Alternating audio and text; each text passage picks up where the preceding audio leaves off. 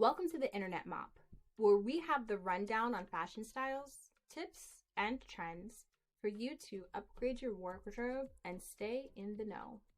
Let's talk about preppy and the preppy styles. There are three classifications of the preppy style, in my opinion. There is school prep, country club prep, and southern prep. Preppy style is a symbol of wealth, education, and social status.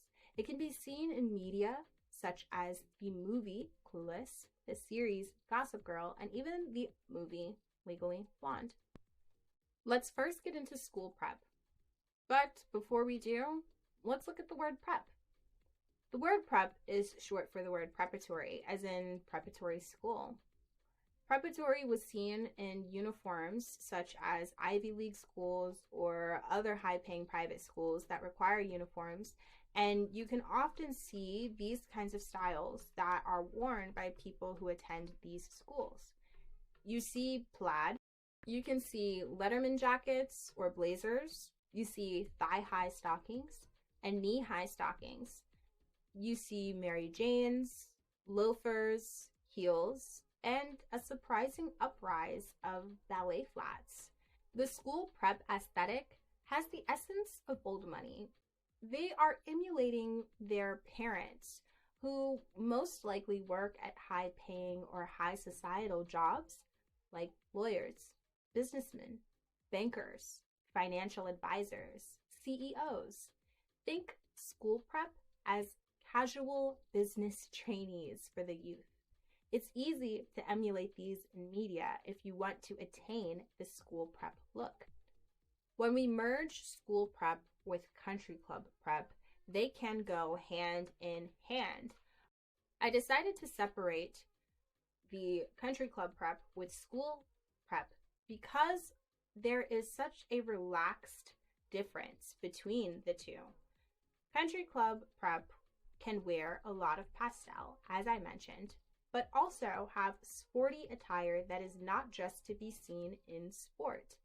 Nowadays, it's more seen as a social status, like you have a high class or a high societal hobby.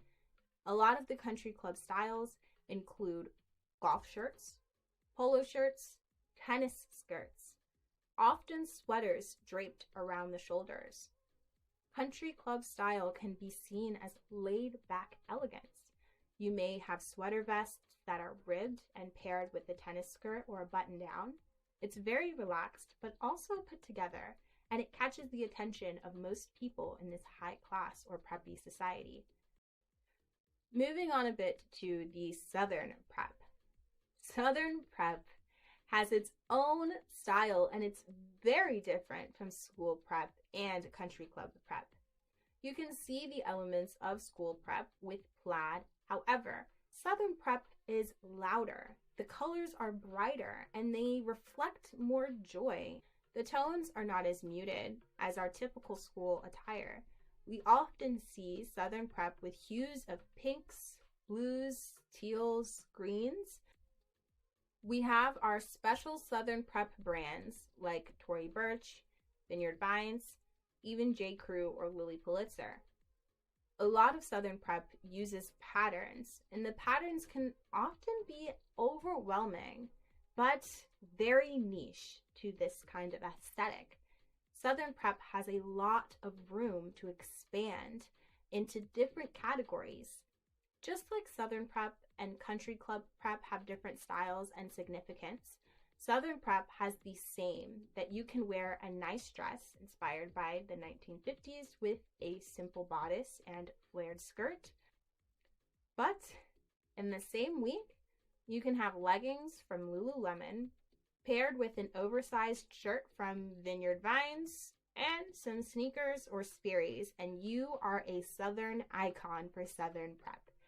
It has amassed a lot of followers on social media, and a lot of those followers are from the younger crowd. Southern prep appeals to teens and tweens because of its accessibility, affordability, and the fun, bright colors.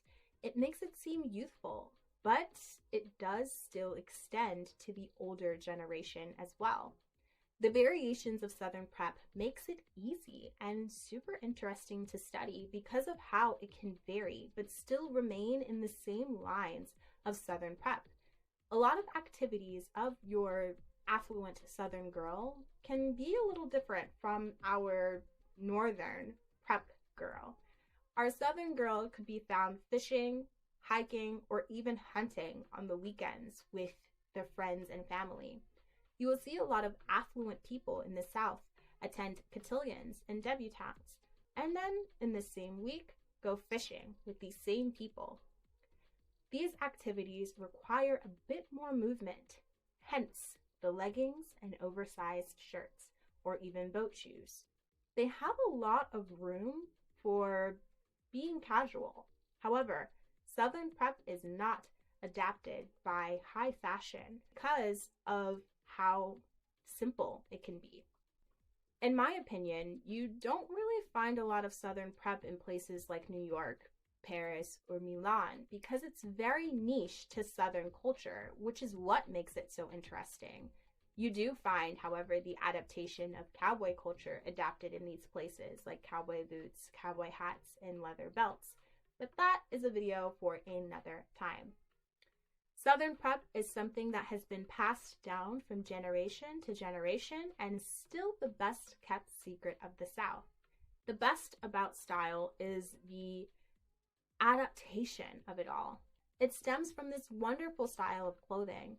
All in all, it's one of the most iconic styles that we have in American history, and the spread that it has throughout the world is honestly remarkable. So stay tuned for more analysis of styles, stay tuned for the tips, and stay tuned for the In the Know with Internet Mop. Thanks for watching. Be sure to like and subscribe.